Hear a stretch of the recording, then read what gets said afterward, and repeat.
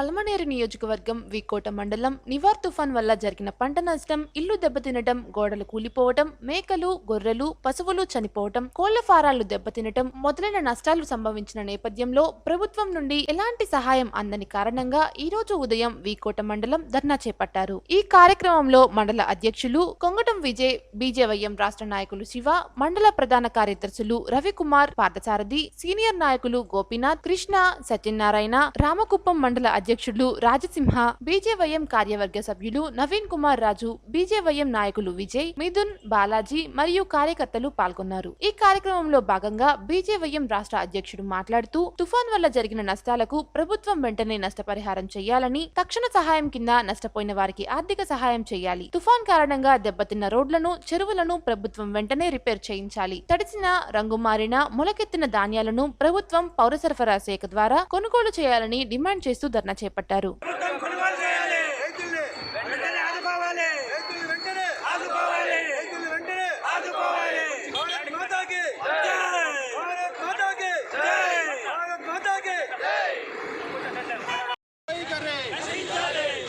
నష్టపోయిన రైతులను, పంటలు నష్టపోయిన రైతులను, పంటలు నష్టపోయిన రైతులను, పంటలు నష్టపోయిన రైతులను, రైతులపై ప్రభుత్వ నిర్లక్ష్య వైఖరి, రైతులపై